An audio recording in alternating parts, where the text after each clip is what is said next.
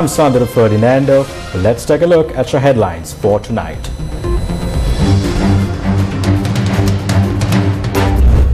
Thousands attend the annual feast of the Shrine of Our Lady of Madhu in Mannar. Vatican praises President's efforts on national peace and reconciliation. 600 university teachers migrated within 6 months. Professionals urge authorities to consider their demands. Minister Bandula comments on professionals leaving the country. බුද්ධිගලනේ බදු නිසා නෙමෙයි වර්ධනය වීමක් තියෙනවා. මේ 9 වෙනිදා ඇතිවෙච්ච සිද්ධිය කරන කොටගෙන. Permission granted with cabinet covering approval for electricity emergency purchasing. Sri Lanka scraps Hambantota oil refinery project agreement. Media Minister confirms that the airtime of Channel I was leased to Lanka Group for 25 million rupees per month. The annual feast of the Shrine of Our Lady of Madhu took place in Mannar on Tuesday. A significant number of devotees from various parts of Sri Lanka gathered for the annual feast that was presided over by Most Reverend Dr. Brian Udaigwe, the Vatican Apostolic Nuncio to Sri Lanka.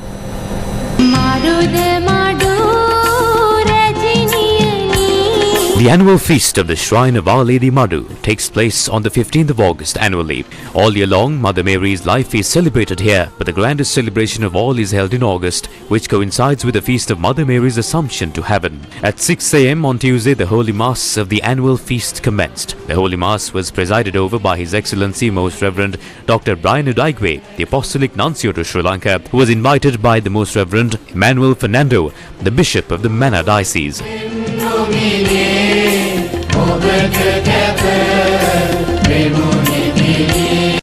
President Ranil Wickremesinghe attended the morning service of the feast.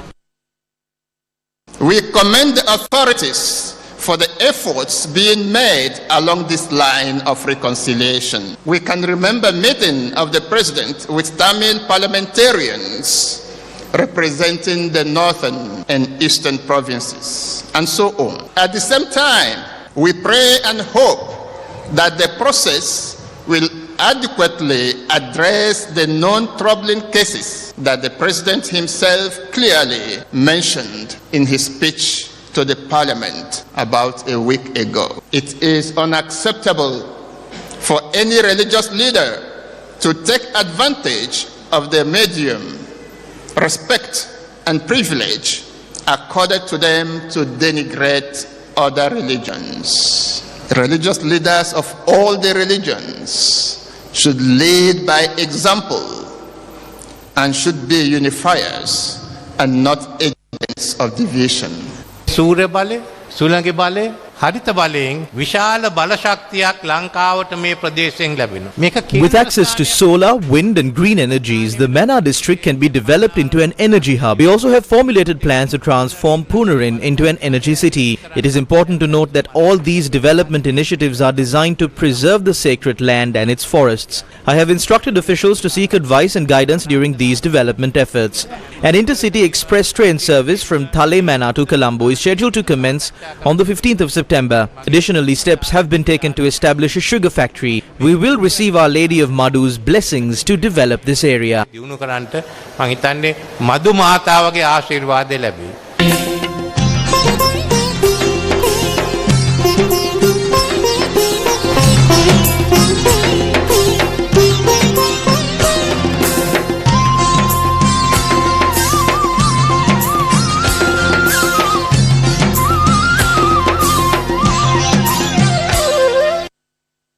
Subsequent to the main ceremony, a revered statue of Our Lady of Madhu was respectfully carried in procession throughout the church grounds for devoted attendees to pay reverence. The annual feast of the Shrine of Our Lady of Madhu in Mannar was televised live on Sirasa TV and Shakti TV.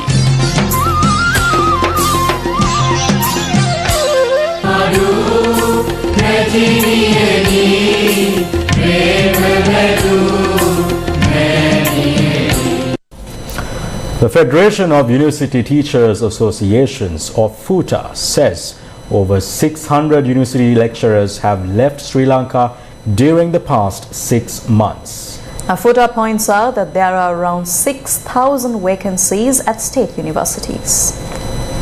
News First on Monday revealed the situation that has arisen in the health sector as a result of doctors leaving the country. The Government Medical Officers Association said 274 specialist doctors have left the country during a one-year period that ended on the 31st of May this year. GMOA said 842 graded medical officers have left the country during this period.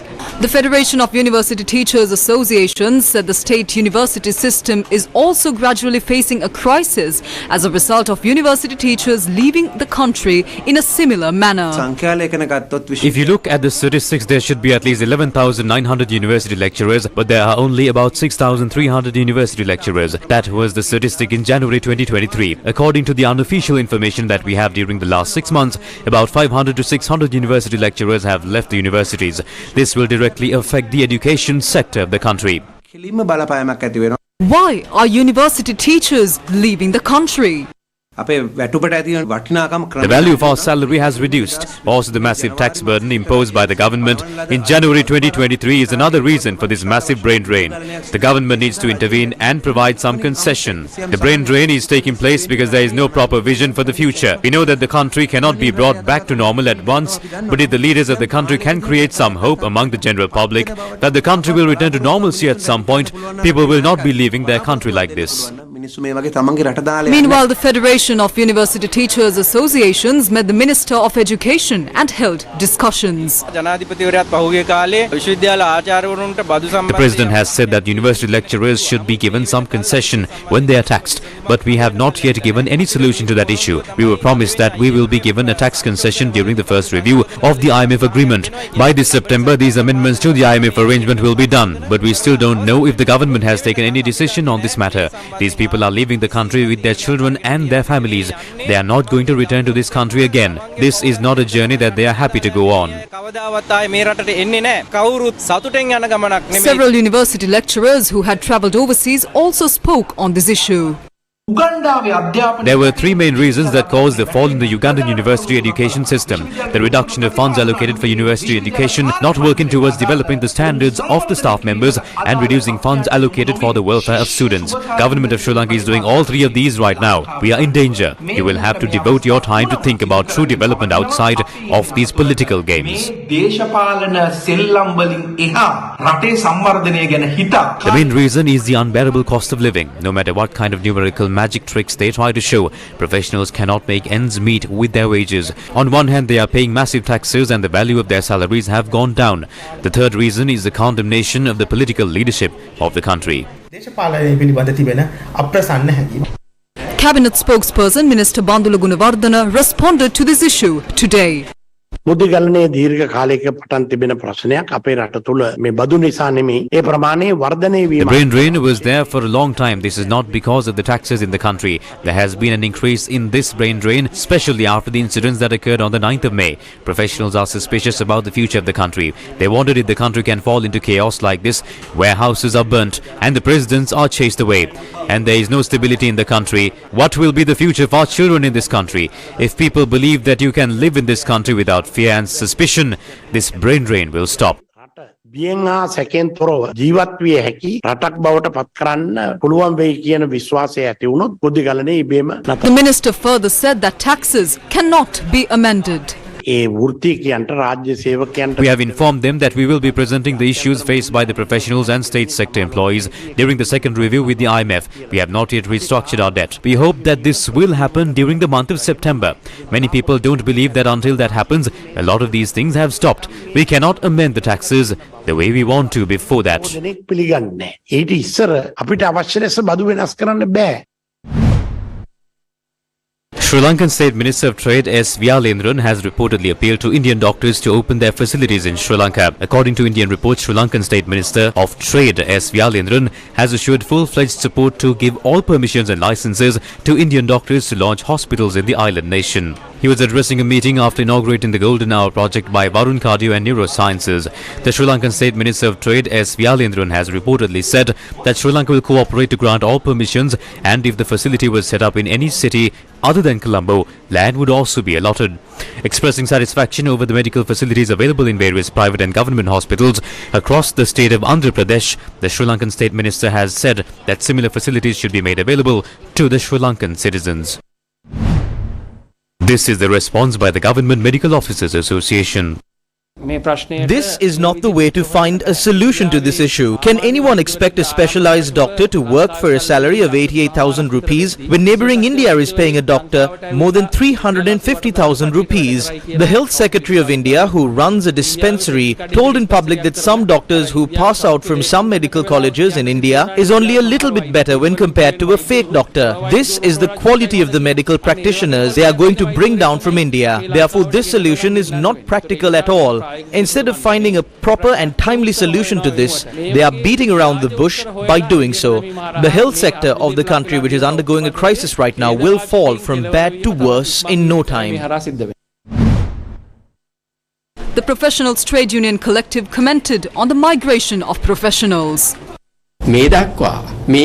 To date, we have not seen any progressive measures being taken to address the unjust taxation system. The most ridiculous solutions are being brought to this current situation. It is said that doctors are to be brought from Europe and India. Engineers are said to be brought from Europe, and medical equipment too will apparently be brought down from Europe.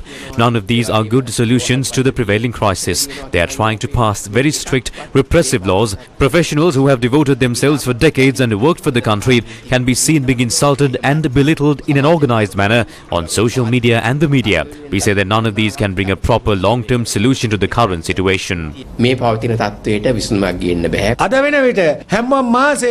least 25, 30 or more bankers will leave the country on a monthly basis for foreign jobs. We are asking from authorities, where will this end? As the Employees Trade Union, we have decided that on Wednesday the 17th, we will go to the Presidential Secretariat and address this matter. We want to know what progress they have made about our requests. We very humbly ask to be given a meeting with the President's Secretary.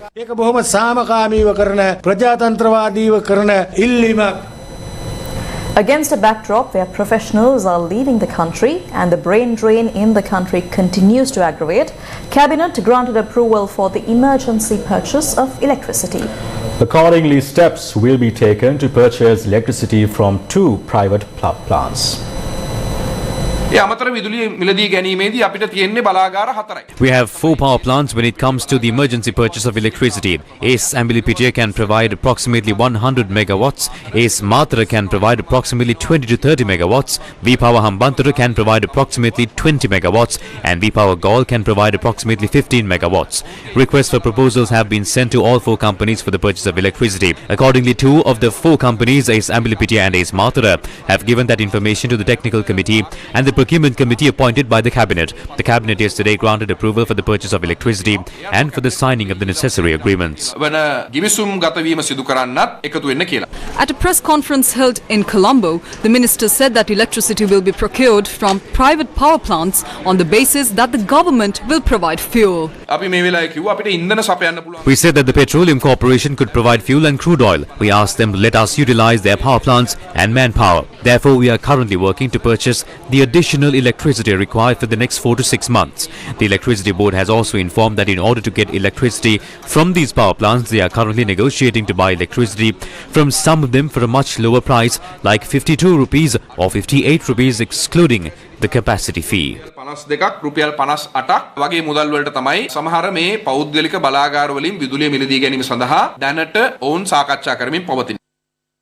The minister explained the reasons behind the purchase of electricity. It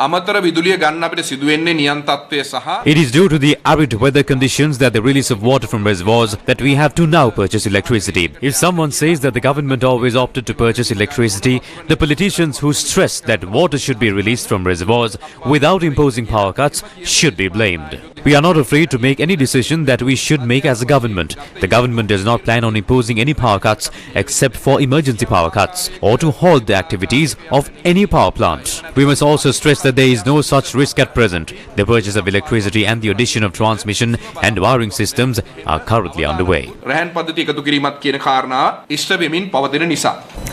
Sri Lanka's media minister and cabinet spokesperson Bandula Gunawardena has said that with his approval, the board of directors of Sri Lanka Rupavahini had leased the airtime of Channel I to Lanka Group for a limited period. Now, speaking to reporters on Tuesday, the minister said that the airtime of Channel I was leased for 25 million rupees per month. Politburo member of the JVP, Dr. Nalinda Jayatissa, on Monday said that the airtime of Channel I had been leased to the Lanka Group. The airtime of Channel I had been given to VIS Broadcasting Private Limited for a period of 6 months with effect from the 30th of June. They are obtaining the airtime of Channel I to telecast SBC TV, which is operated by VIS Broadcasting Private Limited. We are informed that SBC TV is a channel linked to Lanka Mobile. Speaking to reporters during the weekly briefing to announce cabinet decisions, Minister Bandulu Gunawardena confirmed the move and said cabinet approval was not necessary for it. Channel I Nalikawa, Lanka Group with Newspaper reports which claim that the proposal to transfer Channel I to Lanka Group are wrong. Channel I is a loss-making entity and the settlement of electricity tariffs were also an issue. With my approval, the board of directors of Sri Lanka Rupavahini leased the airtime of Channel I to Lanka Group for a limited time period. The lease value is 25 million per month, as the Sri Lanka Rupavahini Corporation had fallen to a level where it could not even pay the salaries of workers. With the instructions of the president, the responsibility was handed over to a new chairman with an understanding of the subject. I had appointed a team of university professors who are accountable to the board of directors. They had decided that the institution could not operate with losses. A proposal had been put forward for the airtime of Channel I, and after making the necessary calculations and determining that it was an advantageous situation, the airtime was leased to Lanka Group for a limited period. The airtime was leased to telecast sports including cricket. The board operates the institution and they decided on the operations. When decisions are taken, they do not need to be presented to the cabinet. I withdrew the proposal put forward to the cabinet. The minister said that in the future, the airtime will be leased following a competitive bidding process.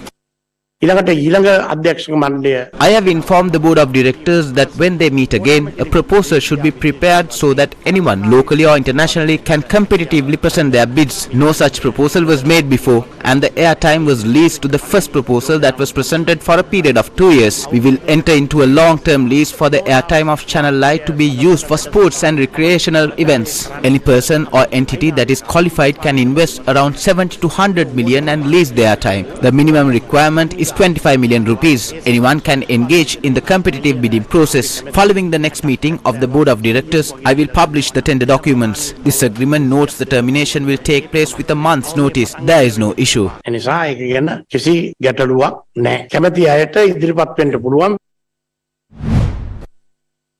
Sri Lanka's Cabinet of Ministers on Monday had approved a proposal to introduce laws to prevent deviation from natural development agreements without the consent of relevant parties. It was decided at the cabinet meeting held on the 22nd of May 2023 that after entering into bilateral and multilateral agreements that are determined as essential for national development, laws should be enacted to prevent deviation from those agreements without the consent of the relevant parties.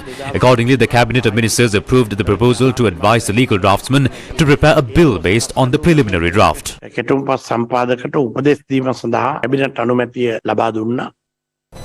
Sri Lanka's Cabinet of Ministers has decided to terminate the agreement with Hambantota Oil Refinery Private Limited. The agreement was earlier approved by the Cabinet in 2019. News First repeatedly highlighted a plethora of issues surrounding the project. However, the then government disregarded those concerns and entered into an agreement for the project and even laid the foundation stone for it. 1,200 acres of land was allocated on a 50-year long-term lease basis for the implementation of the project, but the project proponent has not acquired the relevant land on lease basis and the project has not been implemented till now. The project proponent has been informed several times in writing regarding the implementation of the project, but he has not responded. The project proponent has not acted according to the provisions of the agreement reached between the two parties. For this reason, the Cabinet of Ministers approved the proposal presented by the President in his capacity as the Minister of Investment Promotion to cancel the said agreement for this reason. Do you recall this project? In 2019, Singapore's Silver Park International Private Limited came forward to build an oil refinery in Hambantota as a joint project with Oman. Ever since the project proposal was made available, News First highlighted the issues that marred this project. The project investment was a whopping $3.85 billion. There were concerns and doubts over the Oman partnership in the project from the very beginning. It was later revealed that India's Accord Group had a stake in the Singapore-registered company Silver Park International Private Limited. Accord Group is owned by former Tamil Nadu DMK Minister S. Jagat Rakshakan. 3 of the 4 directors in the Singapore-based company that was to invest in building an oil refinery in Sri Lanka are son, daughter and wife of Jagat Rakshakan. Transparency International Sri Lanka said at the time that it believes the controversy surrounding the proposed $3.85 billion oil refinery in Mirichavela Hambantota could have a negative impact on Sri Lanka's efforts to remove itself from the Financial Action Task Force's grey list of countries vulnerable to money laundering and terrorism financing. Despite all these concerns, the construction on the Hambantota Mirichavela oil refinery began on the 24th of March 2019 with major celebrations. The Cabinet of Ministers approved the proposal presented by the President in his capacity as the Minister of Investment Promotion to cancel the agreement for this project. News First with the people. Hi guys! See you at the Thomian Fun Fair on the 18th of August. We'll see you this Friday at the St. Thomas College ground for the Thomian Fun Fair. Let's have a lot of fun. See you.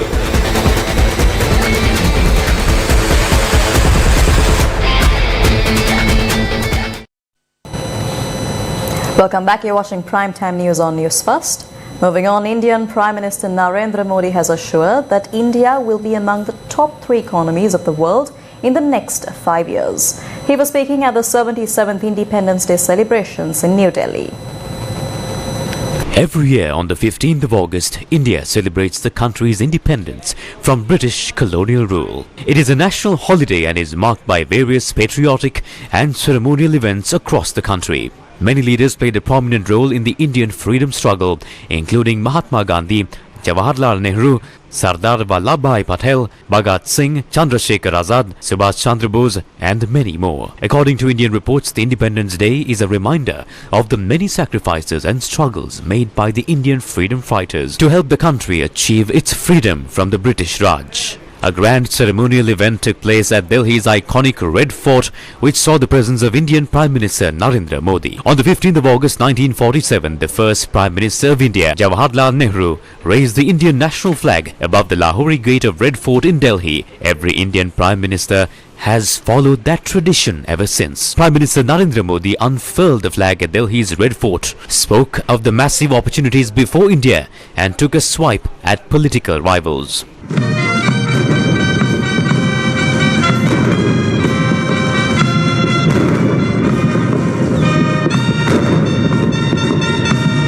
In his 10th Independence Day speech from the ramparts of Red Fort, Prime Minister Narendra Modi today laid down his vision for the country's development and his government's plan to make India a developed nation by 2047. Setting a target for 2047 to make India a developed nation, the Prime Minister said the next 5 years will be crucial to ensure that the country's aspirations are met by the time it celebrates 100 years of independence. The Prime Minister said putting the nation first forms the basis of every decision of his government. The centre, he says, aims to ensure that every single penny of taxpayers' money is used for their welfare. The Prime Minister said that people gave him an opportunity in 2014 to repose their trust in 2019, and if the people's blessings are with him, he would return to Red Fort and address the nation next year too. This year's celebration witnessed the participation of about 1,800 distinguished guests representing various segments of society who have been invited to join in the Independence Day ceremony.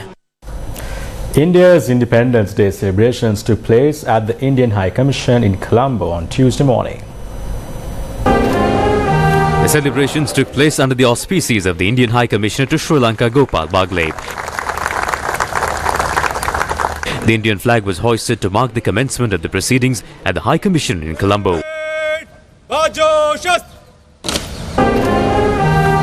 The event saw many cultural performances as well.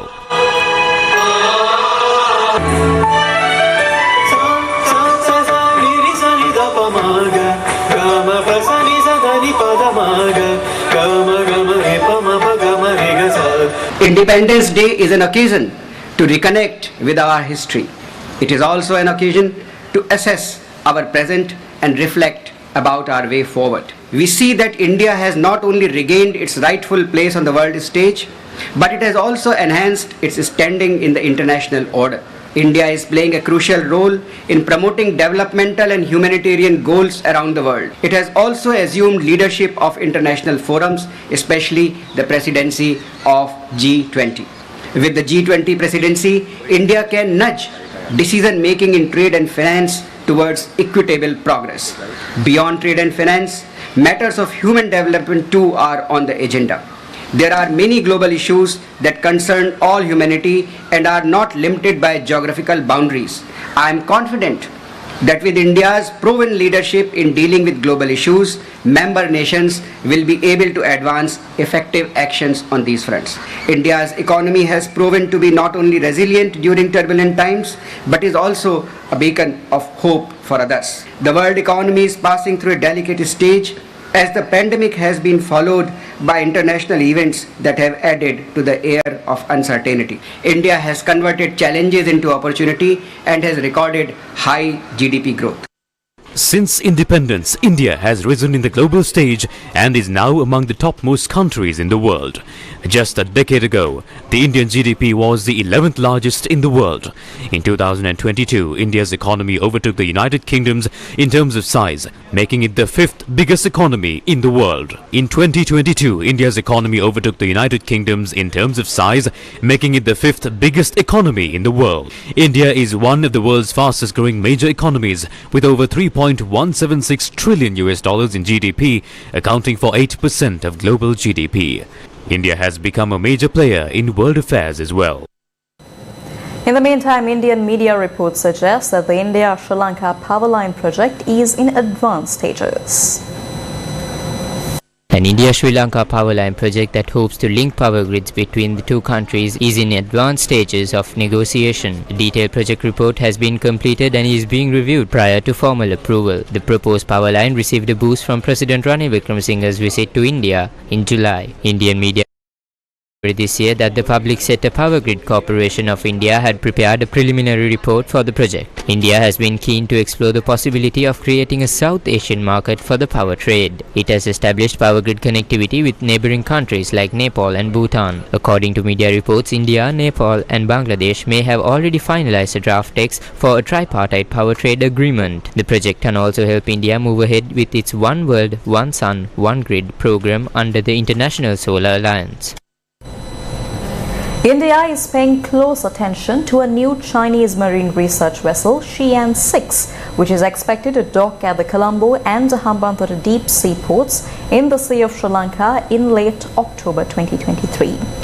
The National Aquatic Resources Research and Development Agency says the vessel's arrival has already been planned. However, Sri Lanka Navy says that it was not made aware of the vessel's visit to Sri Lankan shores. What is the vessel that India is so concerned about? A new Chinese marine research vessel, Xi'an-6, is expected to dock at Colombo and Hambantota deep sea ports in the Sea of Sri Lanka in late October 2023. The Xi'an-6, a modern scientific research vessel focusing on geophysical exploration and seismic acquisition and processing, was constructed with an investment of $74 million. The vessel has a length of 90.6 meters and a width of 17 meters, a depth of 8 meters and a gross tonnage of 3,990 and is able to accommodate 60 crew members. Its maximum speed is 16.5 knots with an endurance of 12,000 nautical miles and a self-sustaining capacity of 60 days. Is the Sri Lankan Navy aware of this visit?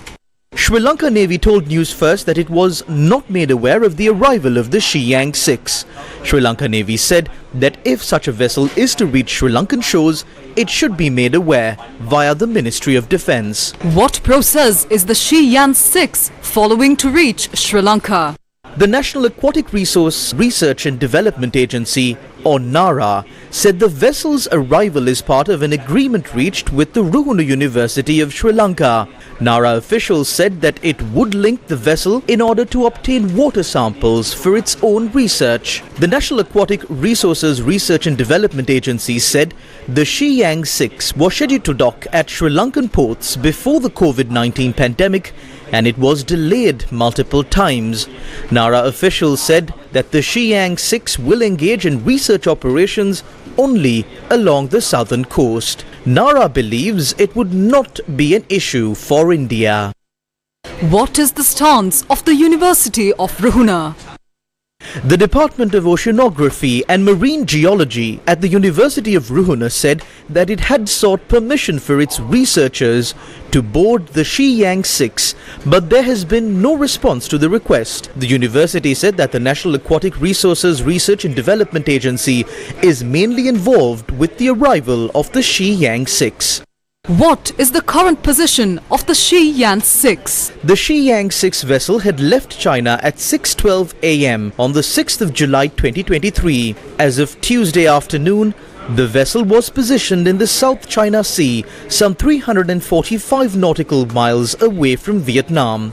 Over the past few days, the vessel had been reducing its speed in the area. Earlier, China's high-tech research vessel Yuang Wang 5 docked in Sri Lanka's Hambantota port despite Indian concerns, causing a diplomatic issue. Sri Lankan lawmakers were among those who attended the celebrations to welcome the Yuang Wang 5 to Sri Lanka.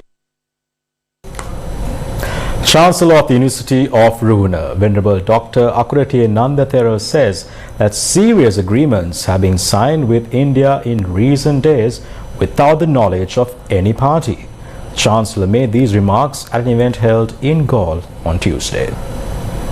The establishment of the Galle District Monk Advisory Council of the Samagijana Balavega was carried out this morning under the Bhikshu Advisor Council program under the theme For a Disciplined Society. Opposition leader Sajid Premadasa and members of Parliament of the Samagijana Balavega were among the attendees of this ceremony, which was presided over by the Mahasangha. ජනාධිපති වරයාගේ ඍජු පාලනයට යටත් වෙච්ච ආණ්ඩුකාරවරුන් 13 වෙනි ව්‍යවස්ථාවත් From time to time we get to hear and see how governors who are under the direct control of the president are overriding the 13th Amendment. I would like to draw the attention of the leader of the opposition to the matter of his government stance regarding the 13th Amendment. 4 presidents did not fully implement this 13th Amendment or one part of the constitution completely. I think that if the leader of the opposition cannot make the decision alone, it is important to appoint a committee and find out why. Today, India follows a two-pronged policy. We cannot believe that the president went to India and signed agreements that no other president or head of state has done and put himself in an irreversible situation. The parliament does not know, the cabinet does not know, the people of the country do not know. An individual signs agreements of the country and they acquire the land of the country. They do not carry out development activities. ජනතාව දන්නේ නැහැ පුද්ගලයෙක් හැටියට ගිහිල්ලා ගිවිසුම් වලට අත්සන් කරනවා. භූමිය අත්පත් කරගන්න සංවර්ධනක යාදාම කටයුතු කරන්නේ නැහැ. 13 වෙනි ආණ්ඩු ක්‍රම ව්‍යවස්ථා සංශෝධනය පිළිබඳව එදත් අදත් හෙට දවසේ Our stance regarding the 13th constitutional amendment then, now and the future is very clear. We hope to implement the devolution of power in the 13th amendment in a united country. National unity and national integration are very important to protect the unity and sovereignty of a country. Some ask why responsibility is not being taken.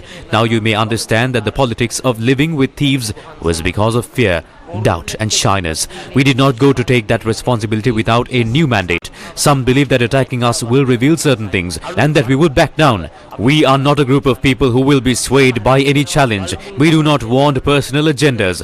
We need an agenda for the country. යෝගයකටත් සැලෙන පුද්ගලින් කණ්ඩායමක් නොවේ අපි. අපිට අවශ්‍ය පෞද්ගලික න්‍යාය පත්‍ර නොවේ. අපිට අවශ්‍ය රටට න්‍යාය පත්‍රයක්. සේලෝ යතා ඒකගනෝ වාතේනන සමීරති එවං නින්දා පසංසාසු න සමිජ්ජන්ති පණ්ඩිත. Like a big solid rock that does not move in the face of the four winds, the pundits are unwavering in both praises and insults. ස්ථාවරව කටයුතු කරනවා. Minister of Public Security Tiranalas filed a complaint with the CID over a comment made by an activist. Sri Lanka's Public Security Minister Tiranalas filed a complaint with the Criminal Investigations Department on Tuesday over a comment made by Duminda Nagamua of the Frontline Socialists Party. The complaint is based on the comment made by Duminda Nagamua at a press conference on the 12th of August, claiming that Tiranalas and the JVP had invested money on an island in Europe. Minister Tiranalas said that he had instructed to enforce the law, casting aside positions and status, and also noted that he expects the same in this incident as well. The minister noted that the people must be made aware of the true nature of these allegations without delay. In some tragic news that just came in, one person has been shot dead in Kudavella, Tangal.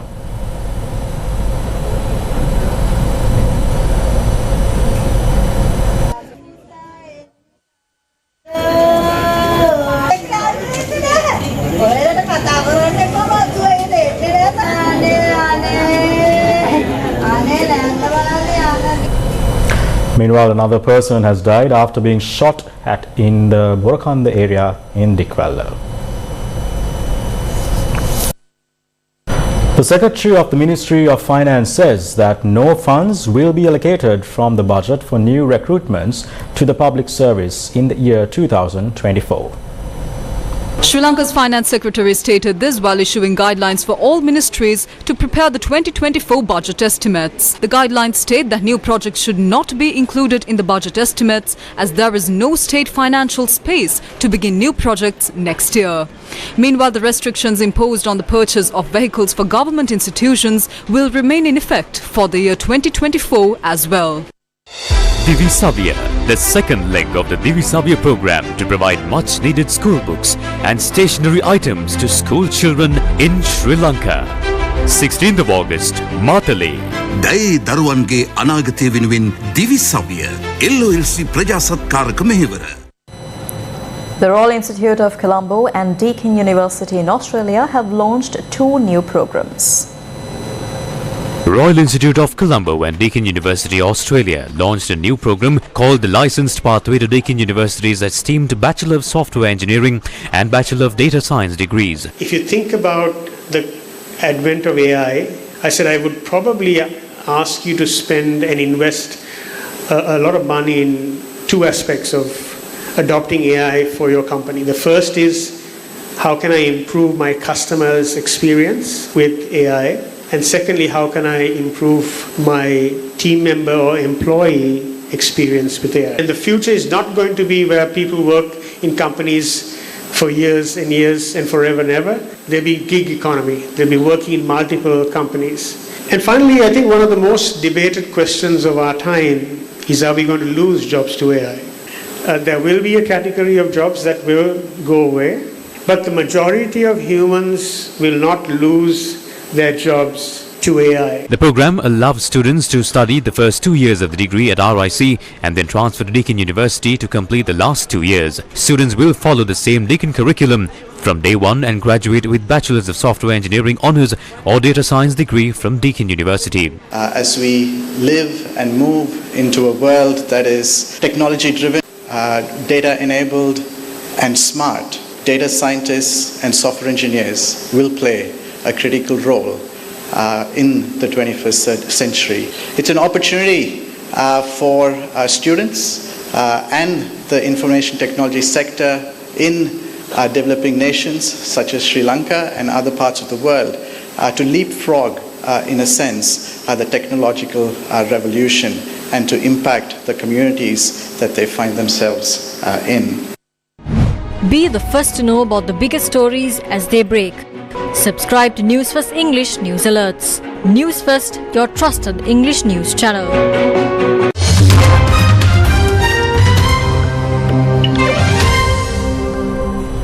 Former US President Donald Trump has been charged with attempting to overturn his 2020 election defeat in the state of Georgia.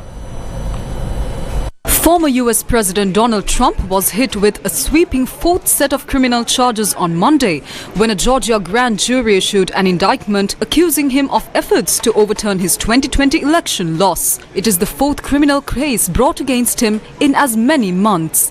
Trump, who is the leading Republican candidate for president in 2024, was indicted along with 18 other allies. He denies all 13 charges against him, which include racketeering and election meddling. He has said they are politically motivated. Georgia prosecutor first launched an investigation in February 2021 into allegations of election meddling against Trump and his associates. In a 98-page indictment made public late on Monday, prosecutors listed 41 charges against the 19 defendants. The prosecutor announced she was giving defendants the opportunity to voluntarily surrender no later than noon on Friday, the 25th of August. And with that, wrap up primetime news for tonight. Good night and take care.